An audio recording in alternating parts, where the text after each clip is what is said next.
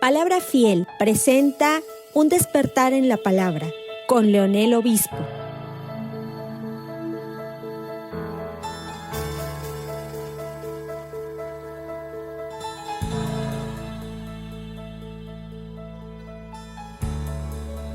La semana pasada hablamos sobre las características de los falsos maestros y su destrucción repentina. Y en el tema hablábamos que el apóstol Pedro estaba preocupado en que la iglesia estuvieran infiltrados estos falsos maestros. En la Biblia hay muy pocos libros, como mencioné, que no tienen que ver con falsos maestros, falsos profetas o falsas enseñanzas. Hay muy pocos libros referente a eso. Y en este libro especialmente Pedro habla sobre este tema. Vimos también que el primer falso maestro fue Satanás cuando apareció en el jardín del Edén a Eva, ¿sí? Fue, por así decirlo, un salón de clases, un maestro, falso maestro, Satanás, dos alumnos. Satanás fue capaz de tomar la verdad, ¿sí? Fue capaz de tomar la verdad de Dios y cambiarla por la mentira. Y una decisión tomada por dos personas, que fue Adán y Eva, ¿sí? Una decisión tomada en una conversación hecha por dos personas, es la causante, yo diría singular, de todo el desastre que la humanidad ha vivido por miles de años. El Señor Jesucristo estaba también muy apercibido del daño que hacían los falsos maestros y las falsas enseñanzas. Y por eso es que en el sermón que se le conoce el más famoso, en el Sermón del Monte, él toma la oportunidad y él aprovecha esta oportunidad ya casi al cerrar este sermón para cerrar precisamente y hablar de estos falsos profetas y falsos maestros. Vayan buscando Mateo capítulo 7 del versículo 15 al versículo 20. Escuchen lo que dice, porque el texto de Jesucristo en el Sermón del Monte nos sirve de introducción para también dar este tipo de enseñanza. Así es que dice de esta manera, Mateo capítulo 7, versículo 15 al 20. Y empieza diciendo estos versículos: guardaos de los falsos profetas, que vienen a vosotros con vestidos de ovejas, pero por dentro son lobos rapaces. ¿Sí? El problema número uno, se ve como que se ven que están entre nosotros, se ven como nosotros, con buenas intenciones, lucen como ovejas, ¿no? El problema no es su apariencia, es su interior. En su interior son lobos rapaces. Menciono esta frase como lobos rapaces porque en ocasiones haremos ciertas afirmaciones y también porque algún día van a venir, ¿no? Como lo decía en la mañana. Así es que seguimos. Porque por sus frutos los conoceréis. ¿Acaso se recogen uvas en los espigos o higos en los abrojos? Así que todo buen árbol da buenos frutos, pero el árbol malo da frutos malos. No puede el buen árbol dar malos frutos, ni el árbol malo dar frutos buenos. Todo árbol que no da buen fruto es cortado y echado en el fuego. Así que por sus frutos los conoceréis. Hay una advertencia enorme en este pasaje. Un árbol malo con malos frutos tiene un solo destino. ¿Cuál es el destino de ese árbol malo que da frutos malos? El fuego. Se dieron cuenta también en ese texto corto que leímos. Dijo dos veces el Señor Jesucristo: por sus frutos los conoceréis. Y aquí hay una enseñanza.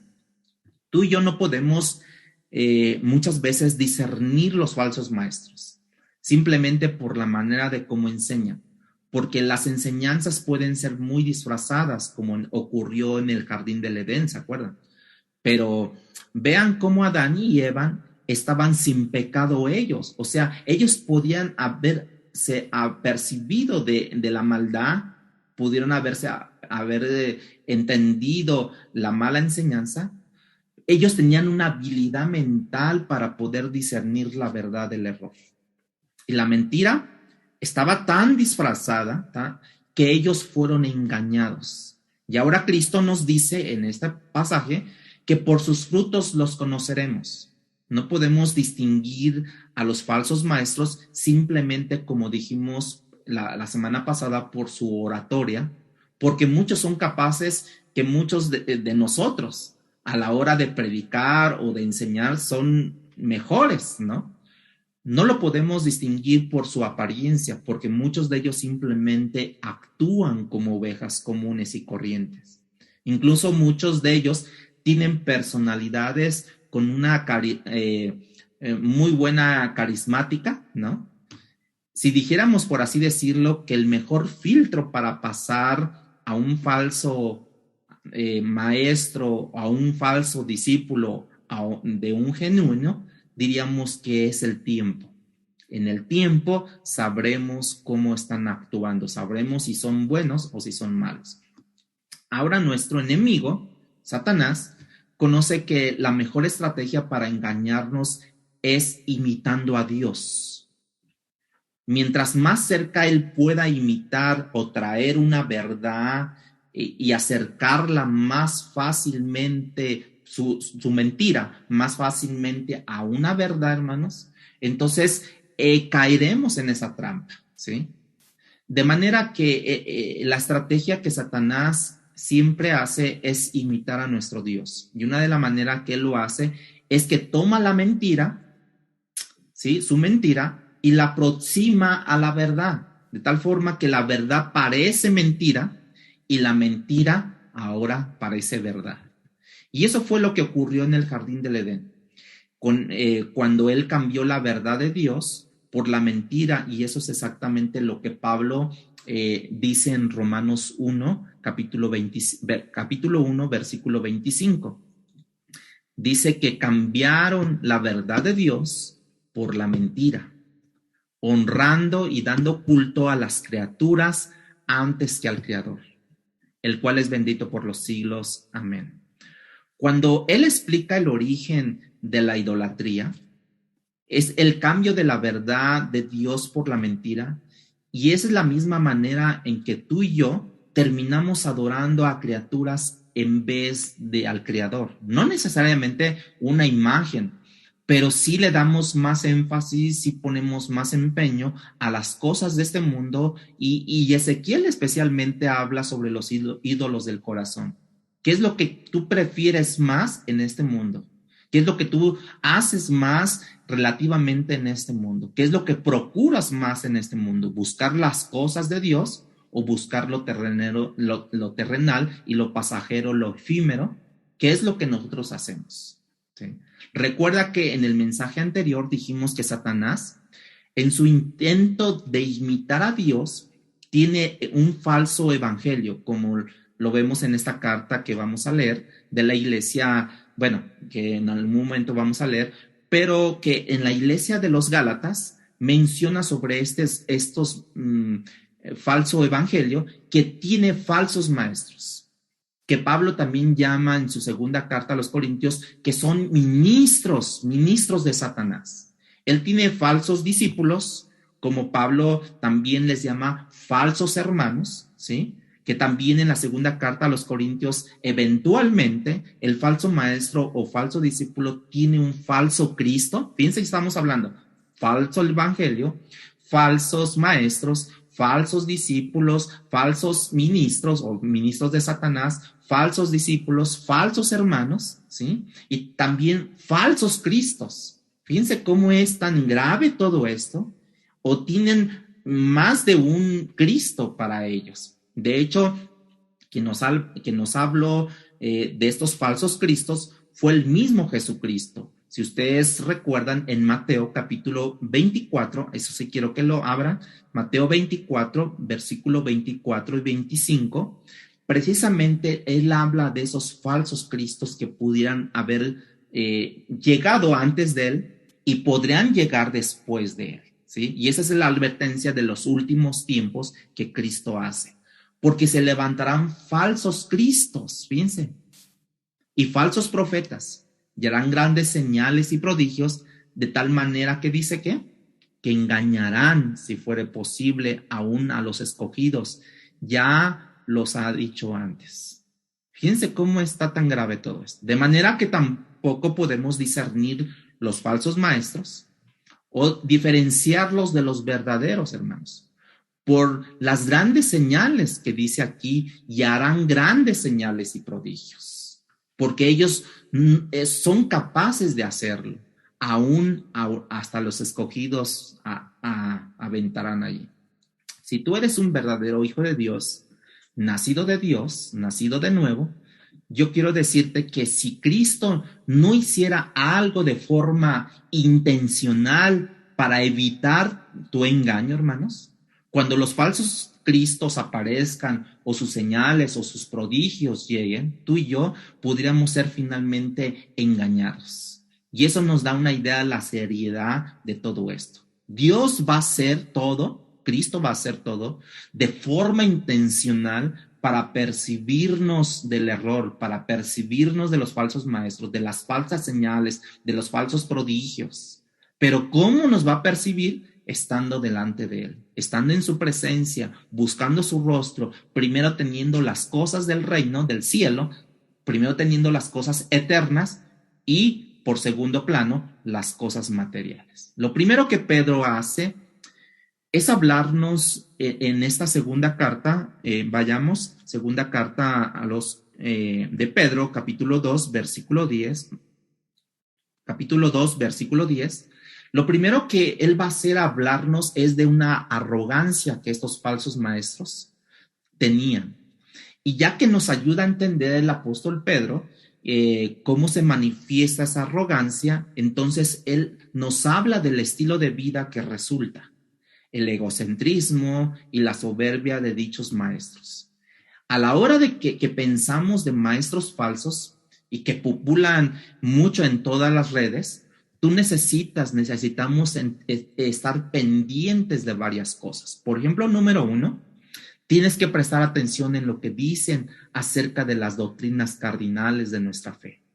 Porque como vimos en el mensaje anterior, sí, déjalo puesto, por favor. Porque como vimos en el mensaje anterior, Pedro dice que estos falsos maestros que él está aludiendo en este pasaje, llegaron en un momento a negar al mismo Cristo que nos había comprado y vimos la explicación en el mensaje anterior acerca de esto. Dice, y mayormente aquellos que siguiendo la carne andan en concupiscencia, en inmundicia y desprecian el señorío. Vean cómo está esto, que ellos mismos desprecian el señorío de Cristo. Y número dos, tú tienes que observar sus estilos de vida, ¿sí? Número 3, tú tienes que observar sus estilos de vida o el manejo que ellos hacen en 3 áreas. La primera es en el dinero, en la sexualidad, en el sexo y en el poder, ¿sí? Es crucial en el discernimiento de estos falsos maestros para que podamos saber y distinguir y conocer a fondo cómo manejan el dinero, el sexo y el poder. Hablemos primero de la arrogancia que estos falsos maestros, porque esto es lo primero que Pedro hace, ¿no? Describir el carácter de estos individuos, porque la arrogancia de estos falsos maestros es lo que Pedro se refiere, que ha llegado a un grado tal que ellos se han atrevido a blasfemar, a maldecir a majestades angélicas. Vamos a leerlo una vez más a un grupo, que es lo que se refiere todo esto, ¿no? Donde nos quedamos en desprecian el señorío. Y luego dice, atrevidos y contumaces. Fíjense cómo es, atrevidos y contumaces. No temen decir mal de las potestades superiores. En un momento más les vamos a hablar sobre estas potestades superiores. Pero es lo que dice, atrevidos y contumaces. Les llama atrevidos, obstinados o contumaces, ¿no? En el versículo 11 dice, mientras que los ángeles, que son mayores en fuerza y en potencia, o sea, esos son los ángeles de Dios, no pronuncian juicio de maldición contra aquellas delante del Señor, ¿sí? Aquí hay 3 grupos, ¿no?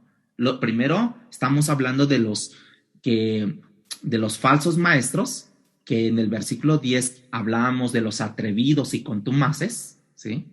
Después estamos hablando de los ángeles caídos, que son caídos de los que pronuncian maldición, ¿no? Contra esas fuerzas en potencia, ¿no?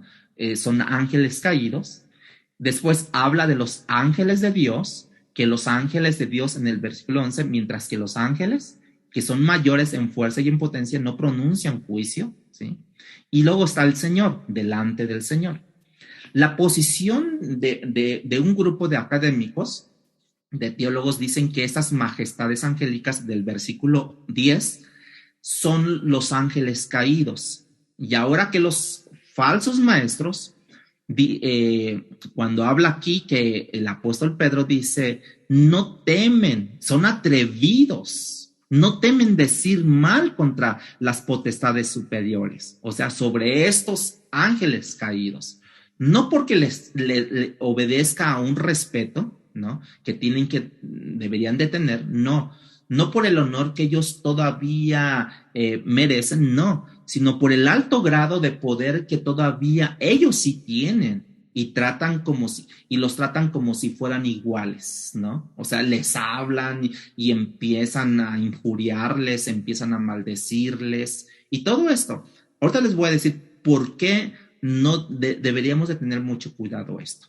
Y la razón, cuando vemos en la carta, por ejemplo, vayan a la carta de Judas, en el versículo 9, que nomás tiene un solo capítulo, que posteriormente, cuando terminemos de ver Segunda de Pedro, vamos a ver Judas, porque se relacionan mucho. En Judas, versículo 9, capítulo 1, versículo 9, dice, pero cuando el arcángel Miguel contendía con el diablo, ¿sí? Vean lo que dice ahí. Pero cuando el arcángel Miguel contendía con el diablo, disputando con él por el cuerpo de Moisés, ¿qué dice la Biblia? No se atrevió a proferir juicio de maldición contra él. ¿Contra quién? Contra Satanás. Sino que le dijo, el Señor te reprenda, ¿sí? Habla de que el arcángel Miguel, chequen este rango que tiene arcángel. Cuando se enfrentó a Satanás, ese es un ángel caído, Satanás, él no se atrevió a pronunciar juicio contra Satanás. El arcángel de Dios no se atrevió, sino que prefirió decir que el Señor te reprenda. En otras palabras, le confirió a Dios la posición de reprensión contra Satanás. Y siguiendo con esta línea de pensamiento, entonces lo que Pedro parece estar diciendo es que estas majestades angélicas, ¿sí? También han caído. Los ángeles de Dios no se atreven a injuriarlos, siguiendo el ejemplo del arcángel Miguel. Pero que estos falsos maestros, que son atrevidos, como ya lo vimos en el versículo 10, y contumaces, no tiemblan al hablar a la hora de referirse sobre estas potestades superiores. Son ángeles caídos, pero que todavía tienen un grado de poder, ellos, para hacer desastres, ¿no? Ellos hacen lo que los ángeles de Dios no se atrevieron a hacer. O sea, esos falsos profetas, falsos maestros, hicieron algo que los ángeles de Dios no se atrevieron a hacer. Ellos hacen lo que el arcángel Miguel no se atrevió a hacer. Así es que da por entendido que la arrogancia de estos individuos es tal que ellos piensan tener la autoridad, el poder de maldecir o blasfemar a estos ángeles ya caídos. Dios nunca te ha dicho nada sobre eso. O sea, nunca, muchas veces lo toman a título personal. Yo te digo, yo te ordeno, yo te mando, yo te traigo, yo, sino que dijo el arcángel Miguel, que el Señor te reprenda. ¿Sí me entienden? Es como que cuando Juan, fíjense cómo eran estos individuos, estos falsos maestros, que en un momento dado, en sus inicios, los apóstoles también quisieron hacer lo mismo. Es como cuando Juan y Jacobo llegaron a una ciudad y no les recibieron muy bien, que digamos. O sea, ellos querían a lo mejor aplausos, querían tener un tipo de recibimiento mejor. Y le dijeron, Señor, O sea, le preguntaron, ¿tú quieres que hagamos llover fuego del cielo? O sea, quisieron hacer también eso, como si ellos tuvieran la autoridad para hacer tal cosa. Bueno, estos falsos maestros, haciendo uso del nombre de Cristo, se atreven a dirigirse a demonios, a entidades similares, con un vocabulario desafiante, burlón. Algo de eso hemos visto personalmente en las redes sociales porque lo exhiben a donde más, ¿no? Lo exhiben todo eso. Y en estos 20 o 30 años que el movimiento de guerra espiritual ha avanzado en Latinoamérica y en África, es increíble ver la manera burlona, la manera desafiante, cómo estos falsos maestros se dirigen a demonios y a entidades que son superiores a ellos. Y Pedro les dice, ustedes son unos atrevidos que hacen lo que los ángeles de Dios no se atrevieron a hacer, ni el arcángel Miguel no se atrevió a hacer cuando se enfrentó a Satanás. Y vean el versículo, les voy a leer el versículo 11 de segunda de Pedro, capítulo 2, versículo 11, en la traducción, en la nueva traducción viviente. Dice, aún los ángeles que son mucho más grandes en poder y fuerza, o sea, refiriéndose a los ángeles de Dios, ¿no? No se atreven a presentar de parte del Señor cargos de blasfemia en contra de esos seres sobrenaturales. O sea, vean, no se atrevieron ellos, ¿sí? Y Pedro dice que el hecho de que ellos sean tan atrevidos y arrogantes y piensan de esa forma y hagan tanto alarde de su poder, ¿no? Porque hasta en las redes sociales ustedes vean, dicen, a ver, enfoca aquí la cámara, vamos a ver qué es lo que nos dice, vamos a ver cómo lo expulsamos. O sea, son arrogantes ahí del poder de Dios, del poder que Dios hace, y hacen tanto alarde de ese poder que los compara con animales irracionales el apóstol Pedro. Versículo 12 de segunda de Pedro. Versículo 12 dice, pero estos, hablando mal de cosas que no entienden, o sea, hablando cosas de que no entienden, como animales irracionales, nacidos para presa y destrucción, perecen en su propia perdición. ¿Qué es lo que Pedro está diciendo? Hay animales irracionales que son capturados para ser consumidos y son destruidos, por lo tanto, porque les dan muerte para su consumo. Pero Pedro dice que ellos son como esos animales irracionales. ¿De qué manera el apóstol Pedro los compara?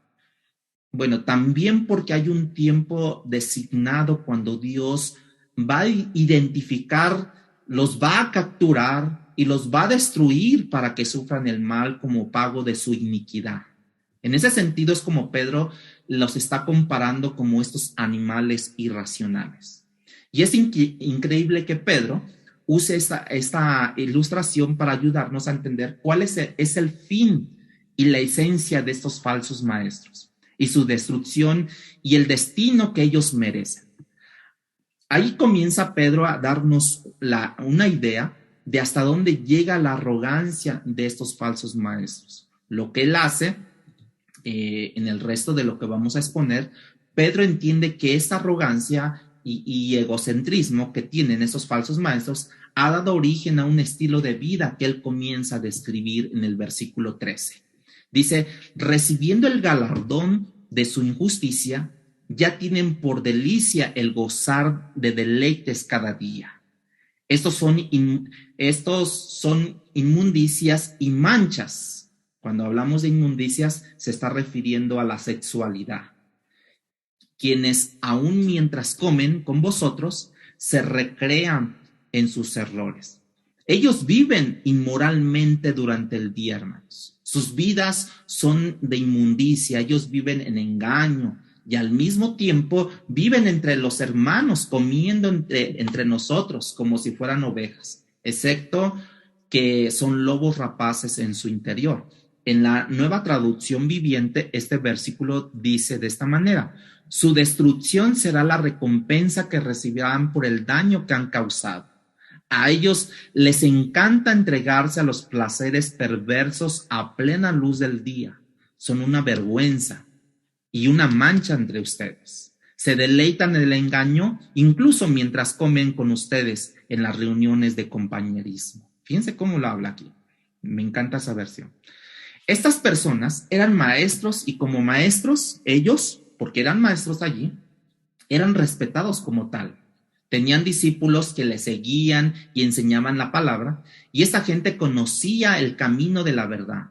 Y conociendo el camino de la verdad, tomaban la verdad como Satanás, ¿sí? Tomaban esa verdad y la torcían a hacer la mentira para ganar para sí mismos sus propios discípulos. Ellos habían ignorado lo que Santiago dice en capítulo 3, versículo 1. Nosotros los que enseñamos la palabra, y esto es como si fuera una advertencia para mí mismo, ¿no? Y para el resto de los que enseñamos la palabra. Hermanos míos, no os hagáis muchos de vosotros maestros, sabiendo que recibiremos mayor condenación. Ellos estaban ignorando esta palabra de Santiago. Uno de mis problemas es que a la hora de ser enjuiciados por Dios, mi juicio será más severo que el que tienen ustedes por recibir, precisamente por haber constituido o Dios constituyéndome maestro de la palabra. Yo tengo que tomar esto, hermanos, muy en serio yo, ¿sí? Por eso es que toda la iniquidad de esta gente, el problema era que mientras ellos enseñaban la palabra, estas personas, de acuerdo a lo que leímos, eran culpables de adulterio. No solo pecaban, sino que practicaban el pecado de una manera enfática.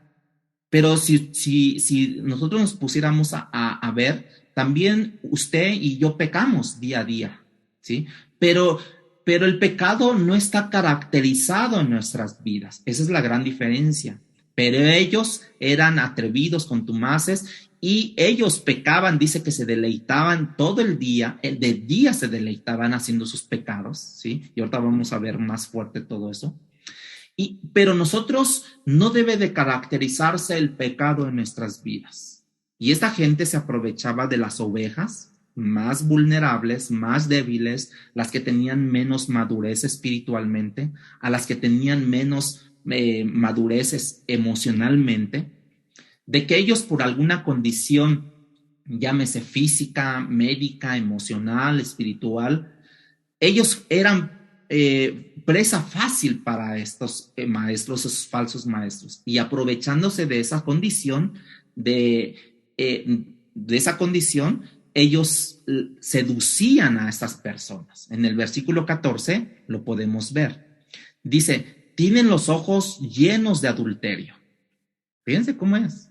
No se sacian de pecar, seducen a las almas inconstantes, tienen el corazón habituado a la codicia y son hijos de maldición. Es increíble. Bueno, para que reconozcamos a un falso maestro tenemos que prestar atención cómo ellos manejan. Ya habíamos hablado sobre el dinero, el sexo y el poder. Porque en la sexualidad, en este caso, eran personas que estaban viviendo en adulterio, seduciendo a las más inestables, siendo ellos sus maestros. Dios sabe que somos pecadores, tú y yo somos pecadores, y todo pecado es serio delante de Dios, pero hay de pecado a pecado, entendemos esto. En estas personas, en estos falsos maestros, se caracterizaba a diario, en plena luz, en plena condición, en todos los momentos, se caracterizaba el pecado. Pero seducían a estas personas que estaban inconstantes, tienen el corazón habituado a estas personas a la codicia y son hijos de maldición. Pero seducían a estas almas inconstantes. Por eso es que dice allí mismo, tienen el corazón habituado a la codicia y son hijos de maldición. No era simplemente que eran ávaros, tenían el corazón habituado a la codicia. Fíjense, quiero que me pongan mucha atención sobre esto. Viven como hijos de maldición. En pocas palabras, no fue que ellos idearon un día simplemente de cómo hacerse ricos. No. Es que ellos fueron entrenados por otros de cómo acumular dinero. O sea, fueron entrenados. Por eso dice que su corazón está habituado. O sea, está condicionado, está enseñado, está procurado, tiene esa fuerza de la codicia, ¿sí? Es como el grupo del evangelio de los falsos maestros del evangelio de la prosperidad. Son entrenados y ellos viven bajo la maldición de Dios. No es de que ellos digan, es que qué padre, hermanos, traigan sus... No, ellos están habituados mentalmente a poder sacar el dinero a costa, ¿no? Tráiganme sus coches, tráiganme sus escrituras de sus casas, sus facturas de sus coches, de sus inmuebles, tráiganme todo. Están habituados, están enseñados a cómo seducir a estas almas inconstantes. Las seducen tremendamente. Yo vi en muchas ocasiones cómo traían las facturas de sus coches, escrituras de sus casas y las entregaban a ellos. Ahora sí, como dije la semana pasada, en realidad lo que hacen es agrandar sus bolsillos para menguar los bolsillos de los demás, ¿no? El manejo del dinero, el manejo de la sexualidad y el manejo del poder son esas características que tienen esos falsos maestros. ¿En dónde está el manejo del poder? Bueno, en el hecho de que en este caso eran maestros y ellos sustentaban una posición de autoridad y sin embargo estaban seduciendo almas inestables, almas vulnerables. Cuando una persona se da cuenta del error, como tal, como lo estamos diciendo, de que empiezan a ser seducidas y se dan cuenta, ¿por qué hablo sobre el manejo del poder? Porque cuando un creyente, Dios le ilumina, Dios le dice, salte de allí porque te están robando, salte de allí porque te están vaciando los bolsillos y demás cosas, el Espíritu de Dios le habla y le dice, salte, y él va y confronta al pastor o confronta a este falso maestro, a este falso pastor, y le dice, pues me voy de la iglesia. ¿Y saben qué dicen? Por el manejo del poder, ¿cómo sustentan el poder? Pues ellos crean una maldición sobre eso. Pues por el poder que Dios, todavía dicen, por el poder que Dios me da, te maldigo. Te digo que no te va a ir bien. Te digo que te va a ir peor, que la enfermedad va a llegar a tu vida. Y empiezan a hacer su manejo del poder, ¿sí? Por la codicia que hay en ellos, por el adulterio que hay en ellos y el manejo del poder. A partir del versículo 15, Pedro se remonta al Antiguo Testamento porque lo conoce perfectamente. Él es judío, creció escuchando las enseñanzas del Antiguo Testamento y él usa el mejor ejemplo que pudiera usar para ilustrar el problema del falso maestro en el manejo del poder, en el manejo del dinero, en el manejo de la sexualidad. Pedro resume en 2 versículos, ¿sí? Lo que en el Antiguo Testamento tomaría 4 capítulos o 5 capítulos que se encuentran en Números. No lo busque. Números, léalo en su casa posteriormente con más calma. Eso es el libro de Números, capítulo 22, 23, 24, 25. Y para explicar toda esta historia, que ya en alguna ocasión lo expliqué, versículo 15 y versículo 16. Dice, han dejado el camino recto, ¿sí? ¿Qué han dejado, hermanos? El camino recto. Y se han extraviado según el camino de Balán, hijo de Beor, el cual amó el premio de la maldad y fue reprendido por su iniquidad, pues una muda bestia de carga, hablando con voz de hombre, refrenó, ¿qué dice? La locura del profeta. La historia tiene que ver, se las voy a contar rápidamente.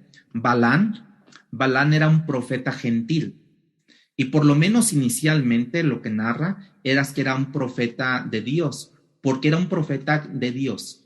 Él hablaba con Dios personalmente, Dios le escuchaba y Dios le respondía, recibía instrucción directa de parte de Dios. En esa misma historia hay otro personaje que es Balac.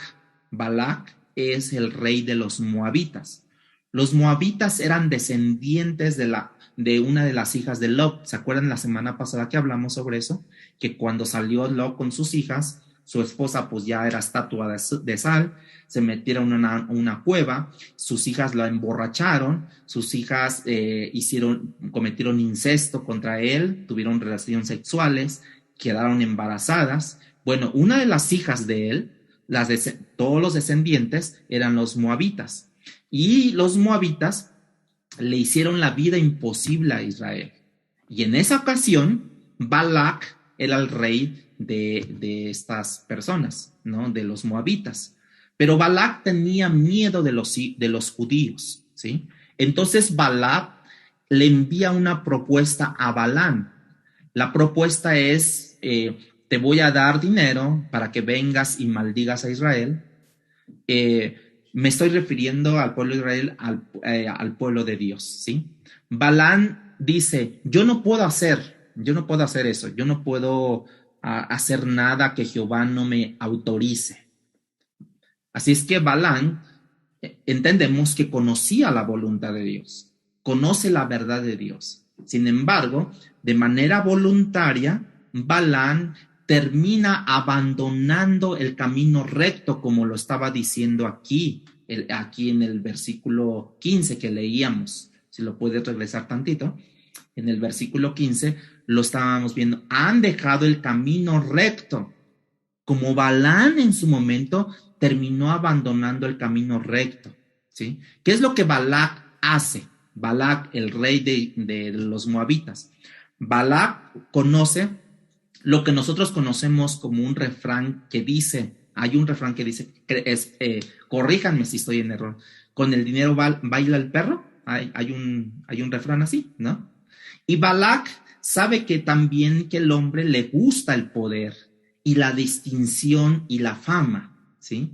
Así que Balac envía una segunda oferta a Balán, sí, ciertamente de más dinero, pero no solamente le manda más dinero, sino le envía a más príncipes de más jerarquía, que tenga una distinción, como diciendo el día de hoy, el presidente me habló por teléfono, él directamente me habló.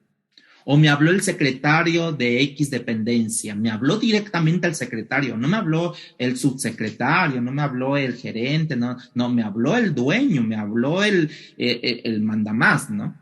Así es que Balac envía a más príncipes con más jerarquía que vayan a representar o vayan a presentar más bien la oferta que Balac le está ofreciendo de más dinero. Recuerda que los falsos maestros tienen problemas con el manejo del dinero, hermanos, con la sexualidad y el poder. Ahora, vienen estos príncipes que son representantes del poder, de honor, y le hacen una oferta mayor a Balán. ¿Te puedes imaginar que el profeta Balán les dice a los que llegaron, a estos representantes del reino del pueblo de los moabitas, dejen orar y hablar con Dios y preguntarle si me lo permite? ¿Qué le iba a permitir? ¿Maldecir al pueblo de Dios? ¿Tú puedes creer que, dirían por ahí, Chucho el Roto va a orar para ver si Dios le da permiso de sumar dinero y maldecir al pueblo de Israel? ¿Tú crees que Dios te va a decir, déjenme orar, o más bien uno va a decir, déjame orar si puedo cometer adulterio, si puedo cometer fornicación, déjame orar si puedo robar? ¿Tú crees que Dios te va a autorizar este soborno, este hecho? No, jamás. Nunca fue Balán, por eso decimos que ha dejado el camino recto de Dios. Ahora entiendes por qué la burra, ahora sí que tuvo que reprender la locura del profeta. Así que él va y habla con Dios. Y Dios está probando al profeta y como nos prueba muchas veces a nosotros. Y le dice, sí, Balán, o sea, ¿es en serio lo que tú me pides? O sea, Dios, quiero cometer este hecho ilícito. Y yo creo que hasta el mismo Dios dice, ¿es en serio lo que me pides?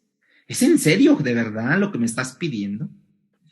Bueno, Dios en su momento dado le dice, bueno, si tú quieres ir, ve con ellos, ¿no? Lo único que no puedes hacer y que no te autorizo a hacer es que maldigas al pueblo de Israel. Y Balán se va y dice que yéndose en el camino a encontrarse con Balac, ¿no? Que ya ahora sí quiere aceptar la propuesta. La burra va caminando y se detiene de repente, ¿sí? Porque se le apareció en medio el ángel del Señor. Ahora quiero nada más hacer así un paréntesis. Cada vez que tú lees la frase el ángel del Señor en el Antiguo Testamento, es una referencia con toda probabilidad que se refiere a Cristo preencarnado, ¿sí? Preencarnado. Aquí está Cristo preencarnado tratando de parar a Balán, que no vaya a hacer la locura, ¿sí? Y Balán no está viendo el ángel, que la burra sí ve. Chequen qué tan mal estaba este profeta, que mejor la burra, el animal irracional, veía al ángel de Jehová y el profeta, el falso profeta, no veía eso. Y la burra se echa para un lado y Balán la golpea, pero el ángel del Señor se vuelve hacia el otro lado, ¿sí? Y para otra vez a la burra. Y bueno, eso pasó 3 veces. Y Balán golpea 3 veces a la burra. Al final, la burra finalmente se voltea y le dice, ¿por qué me golpeas 3 veces? Yo soy la burra sobre el cual tú estás cabalgando. ¿Yo te he tratado alguna vez así de mal? O sea, vean, la burra terminó hablándole al burro de Balán, ¿no? Vean esto. Y Balán se pone a pelear con la burra. ¿Te puedes imaginar eso? Se pone a discutir con la burra hasta que finalmente el ángel del Señor se dirige a Balán y le dice, si ella no se hubiera parado, yo te hubiese matado. Dale gracias a la burra de que hoy estás vivo. ¿Sí? Eso es lo que hace el dinero y el pecado en general, hermanos. Y de los pecados que tú lees en la Biblia, el dinero y la lujuria hacen que el hombre pierda la cabeza. Escucha más o menos cómo esto se da. El salmista, no estamos hablando de una gente pagana, estamos hablando de uno de los autores de los salmos, en el Salmo 73, versículo 21 y 22, dice de esta manera, se llenó de amargura mi alma. Un salmista lo está diciendo, uno que conocía el corazón de Dios. Y en mi corazón se sentía punzadas. Fíjense cómo lo dice ahí, tan torpe yo que no entendía. ¿Quién lo está diciendo? Un salmista. Tan torpe era yo que yo no entendía. Era como una bestia delante de ti.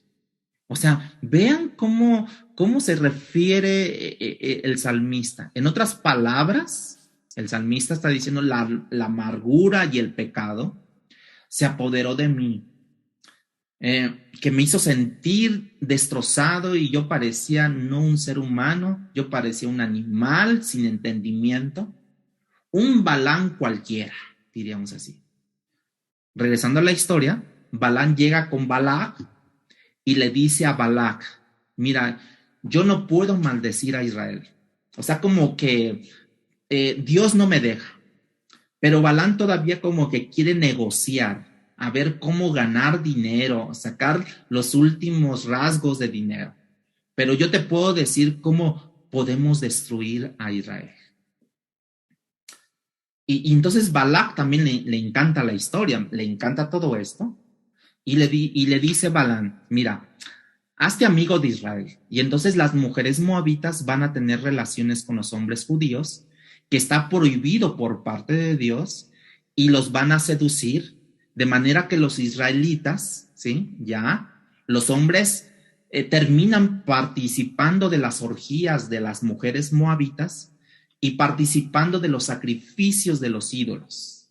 Así es que la ira de Dios se encendió contra su pueblo, su propia gente, contra su propio pueblo, para que podamos entender que la ira de Dios, hermanos, puede caer sobre su propio pueblo en ciertas ocasiones, ¿sí? Dios le dice a Moisés, hoy va a pasar algo aquí. Quiero que mates a todo el mundo que ha participado en estas orgías con los moabitas.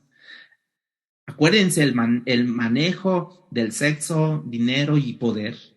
Pero vas a comenzar por los líderes, los vas a matar, vas a comenzar por los líderes, por las cabezas del pueblo.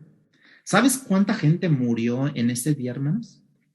Dice la Biblia que murieron 24,000 personas.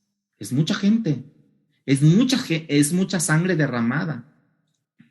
Dice que había un israelita que estaba acostado con una mujer moabita en una tienda y entró un siervo de Moisés con una lanza y los traspasó a los dos. Eso hace el pecado, hermanos. Te hace perder la noción, la racionalidad, el entendimiento, y cuando lo pierdes, luego niegas que estás haciendo lo que estás haciendo. ¿Se acuerdan que cuando el pecado te ciega y te dicen, es que hermano, es que está mal? No, yo por qué, que quién sabe qué, y trata de entender eso. ¿Por qué? Porque precisamente pierde la noción, la racionalidad, el entendimiento, ¿sí? Dicho sea de paso, el corazón, como dice la Biblia, es engañoso, ¿no? Al corazón, ¿cómo le encanta que le engañen, hermanos? No solamente es engañoso, sino al corazón también le encanta que le engañen, ¿sí? En el corazón del hombre, en este caso de Balán, dijo quizás por un montón de dinero, dijo que no. Pero por otra oferta más suculenta, por una oferta más atractiva, dejen pensarlo. Y por la otra comienza a justificarlo. Cuando ya se concreta, cuando ya le dan más por su astucia, por su buen pensamiento, ¿sí? Cuando lo hace por más, empieza a justificar su pecado y busca la forma de hacer y tratar de engañar su corazón y de sentirse bien. Y en ese día, vuelvo a repetir, cayeron 24,000 o fueron muertas 24,000 personas porque Balán estuvo dispuesto a negociar la verdad que él conocía por la mentira. Tan así que hasta reconoció su pecado, sí, Balán reconoció su pecado en Números 22:34, anótenlo nada más para que lo busquen ustedes allá en su casa, pero Dios no lo perdonó. ¿Y saben qué pasó con él? Que murió a espada cuando Israel derrotó a los madianitas. O sea, Balán murió, lo mataron a espada en Números 31:8. Nada más son citas de referencia. Bueno, esta historia es usada para describir el corazón y la actitud de los falsos maestros, a los que Pedro se estaba refiriendo. Hombres ávaros, inmorales sexualmente, que amaban más el poder que a Dios, ¿no? Y muchas veces quieren salir, pero en realidad no quieren salir, ¿no? Es como un ejemplo que pasó, ¿no? Que en África querían atrapar a unos monos para su consumo, para matarlos y consumirlos, y entonces diseñaron una trampa a ellos, que la metieron en un hoyo, hicieron un hoyo y metieron la trampa, y les pusieron maní allí, ¿no?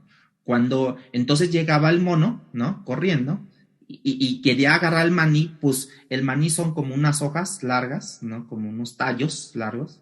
Hicieron la trampa de tal forma que el maní no pudiera salir. Entonces el mono metía la pata, ¿no? Y quería sacarlo y no podía. Y ahí estaba luchando, y ahí estaba luchando. Bueno, en ese momento llegaban y los atrapaban, los mataban y los consumían. Y aunque el mono veía que ya se estaban acercando, no podía sacarlo porque él se sentía trabado. Se sentía trabado el mono, que no podía sacar la pata. Entonces, no quería, pero no podía. Quería, pero no sabía. Quería, pero no quería, ¿no? En pocas palabras, si él hubiera nada más hecho así, hubiera salido su mano. O sea, hubiera soltado el maní. Hubiera sacado la mano y fugarse. No, como estaba ahí en el intento, estaban procurando, entonces lo agarraban, lo mataban y lo consumían, ¿sí? Eso es lo que trato de decir, que mucha gente quiere salir, pero no quiere salir. O sea, quiere salir del pecado, pero no quiere dejar el pecado. Entonces, a la hora que no quieres dejar el pecado, pues lógicamente viene y te apresa Satanás, te apresa y es consumido el pecado. ¿Está entendido el ejemplo, hermanos, que le estoy dando? ¿Sí? Cristo fue a la cruz, hermanos, para librarnos de todos esos instintos caídos, perversos.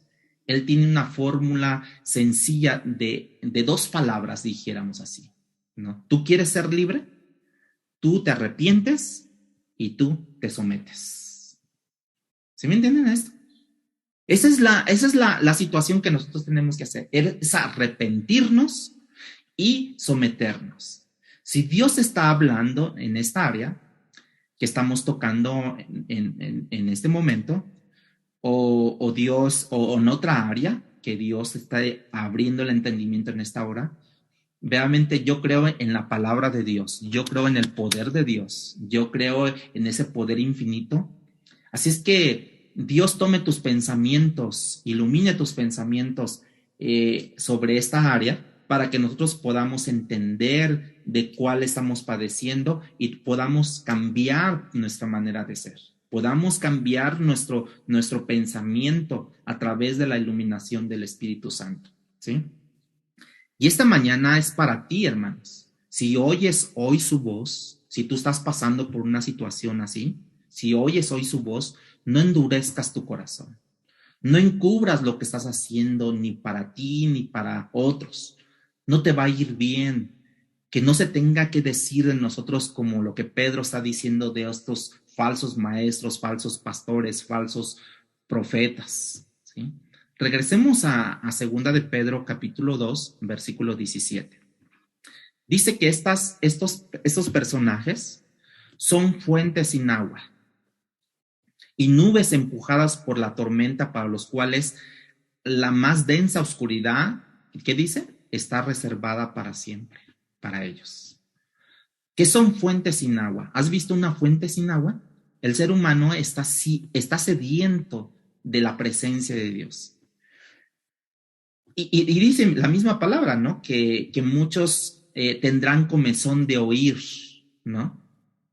Pero precisamente estos personajes, esos falsos maestros, se aprovechan de esa hambre, de esa sed que tienen de la palabra de Dios.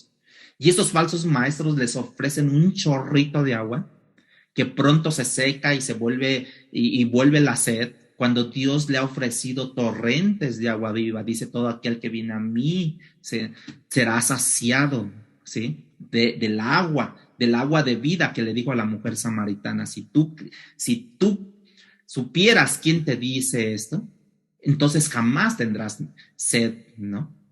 Estas nubes son empujadas por las tormentas, hermanos. Entonces, aparentemente ofrecen mucha agua, pero viene el viento y se las lleva, de manera que nunca hay lluvia sobre el terreno, y se seca y se queda, y precisamente esto representa el corazón y el alma, ¿sí?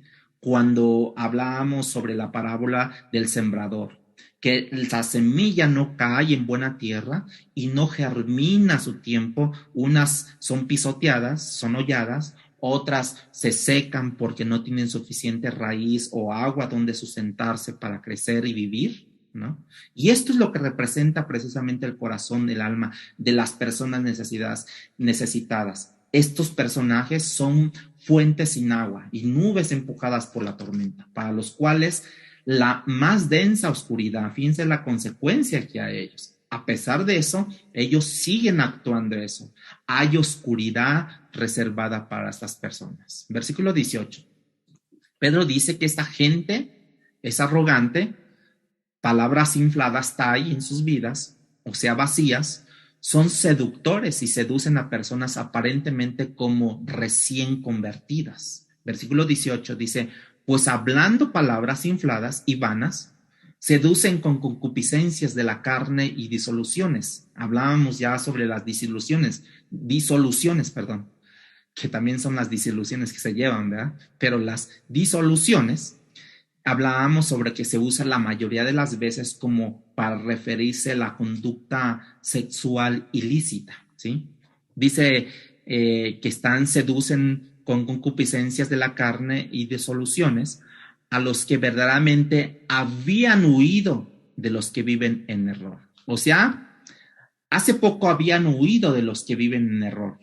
Parecía que esta gente se había recién convertido, quizás su conversión no era real, pero eso es lo que parecía en ese momento. Entonces, a eso, esos eran como unos nuevos en la fe, ¿no? No tienen raíces profundas, esas son las almas inestables, entre otras, las seducen haciéndoles promesas, que les va a ir bien, que todo va a estar bien, quizás les prometían escapar del peso de la carga de este mundo que representa la dificultad o en este momento el COVID y demás cosas. Todo eso puede pasar. Versículo 19 dice que les prometen libertad y ellos mismos esclavos de la corrupción, porque el que es vencido por alguno es hecho esclavo de lo que por quien te venció, ¿no? No te pueden dar libertad si ellos son esclavos. Nosotros, por ejemplo, hemos leído en la palabra que dice, y conoceráis la verdad. ¿Qué verdad, hermanos? Pues la palabra de Dios, ¿no? La palabra de Dios. Dice, conoceréis la verdad y la verdad te hará libre. Más, tú no puedes dar libertad, ¿sí? A menos que tú estés desvariándote, porque la única libertad quien la puede dar es Cristo Jesús en la palabra. Así. Ellos prometen libertad, pero ellos mismos son esclavos de la corrupción. Ellos mismos han sido vencidos y como son vencidos, entonces llegan a ser esclavos. Tú tienes una práctica pecaminosa que te vence todos los días, que te vence y te vence y te vence, eres esclavo de esa alma. Y Cristo no fue a la cruz y derramó su sangre para que después que Él te diera la libertad, tú te volvieras esclavo de una pasión carnal. Piensa en algún hábito del cual no has podido salir, que es pecaminoso. Eso que te domina, eso que en tu mano, que tú haces o que está a la disposición tuya. Eso, hermano, es tu amo y tú eres esclavo de él. Si tú te identificas con algo así, hoy es el día de arrepentimiento. Si es la primera vez y naciste de nuevo, pues gloria a Dios. Pero si es la segunda o tercera vez o cuarta vez que ya conoces de Cristo, bueno, es el día de la renovación. Es un día de renovar tus votos con Dios, ¿sí? Hermanos, no juguemos con el pecado, y mucho menos si tú has venido a Cristo. Porque precisamente en el libro de Hebreos, capítulo 3, versículo 13, nos habla precisamente de que nos debemos de ayudar o reprender mutuamente, ¿sí? Nos debemos de procurar mutuamente a ambos, ¿sí? Hebreos 3:13 dice, antes, cuando tú veas a alguien de una manera incorrecta, de una manera que está haciendo cosas mal y demás cosas, dice, antes exhortaos los unos a los otros cada día. Entre tanto que se dice hoy, para que ninguno de vosotros se endurezca por el engaño del pecado. ¿Sabes que cuando alguien está cometiendo un error, inmediatamente identificar y ir con esa persona, y ir y exhortarlo? Porque si lo dejamos, se va a volver una callosidad eso, y después dice que se va a endurecer por el engaño del corazón. Entonces tú le podrás decir, hermano, mira, pero arrepiéntete. No, es que quién sabe qué, no, es que quién sabe acá, y no quiero, y así estoy feliz. O sea, ya se endureció. Por eso es que cuando tu hermano te dice necesitamos hablar, no lo rechaces. Dale la bienvenida, ven hermano, hablemos sobre qué es lo que necesitas, ¿sí? El pecado engaña, hermano. Pablo dice claramente que el pecado lo engañó y lo mató. ¿Cómo es eso? Me engañó porque, Pablo dice, me engañó porque me hizo creer que antes de venir a Cristo, lógicamente, antes de venir a los pies de Cristo, me hizo creer que yo era un hombre justo y salvo. ¿Y cómo me mató? Porque me prometió bajo el cumplimiento de la ley. ¿Se acuerdan que él era, seguía al pie de la letra la ley, ¿sí? Que me podía dar por el cumplimiento de la ley, me podía dar vida eterna. Pero dice Pablo, pero en realidad yo estaba muerto. Así es que pasaron dos cosas. El pecado lo engañó antes de venir a Cristo y lo mató de esa forma. El pecado, hermano, engaña, nubla el entendimiento, te hace creer que de otra forma tú estás haciendo bien, ¿no? Claramente, si un hermano te anticipa, hermano, no ande en eso, porque mire, puede caer aquí, puede caer allá, y mire que quién sabe qué, ni le escuchas. Pero cuando ya pasa el tiempo y caes, entonces te acuerdas, ay, qué razón tenía, pero pues ya estás hundido. Ahora, no te quedes ahí, sal de allí. O sea, no te quedes aplastado allí, ¿sí? El pecado te hace soñar con lo imposible, el pecado nos hace torpes, hermanos. Controla nuestra vida, controla tu mente, controla tu corazón, controla nuestros sentimientos, nuestras emociones. En pocas palabras, no tienes libertad, del cual ofrecían estos falsos maestros. Escucha la advertencia del apóstol Pedro en el versículo 20 y 21 de lo que estamos leyendo. Y ciertamente, si habiéndose ellos escapado de las contaminaciones del mundo, por el conocimiento del Señor y Salvador Jesucristo, ahora enredándose otra vez en ellas, son vencidos, su postrer estado viene a ser peor que el primero, porque mejor les hubiera sido no haber conocido el camino de la justicia, ¿sí? Y después de haber conocido, volverse atrás del santo mandamiento que les fue dado, ¿sí? Conocer la verdad para después vivir en la violación de la verdad, hermano, nos pone en una situación peor que la anterior.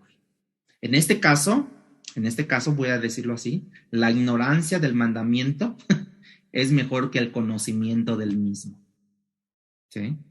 Lo voy a volver a decir. La ignorancia del mandamiento es mejor que el conocimiento del mismo.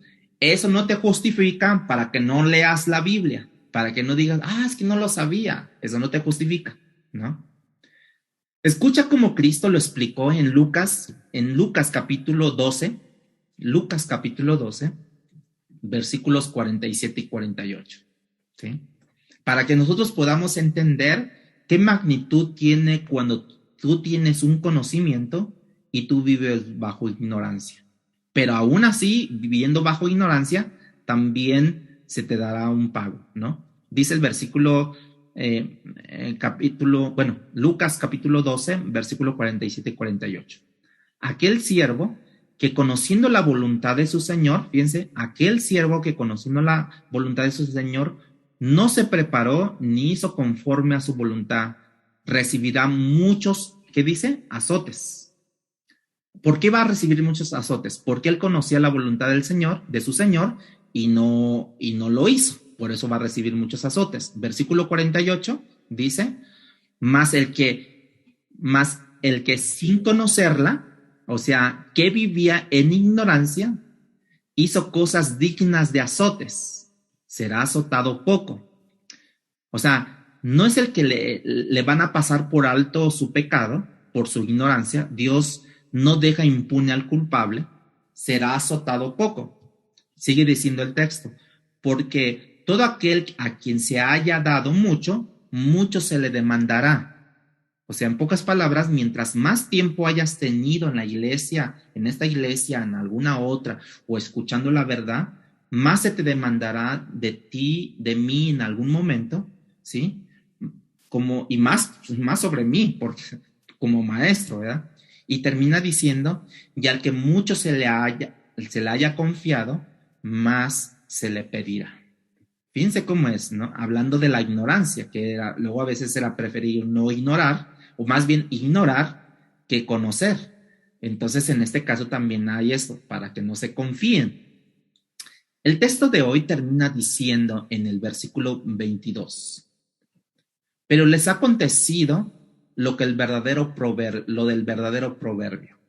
El perro vuelve a su vómito y la puerca lavada a revolcarse en el cieno o en el lodo, ¿no?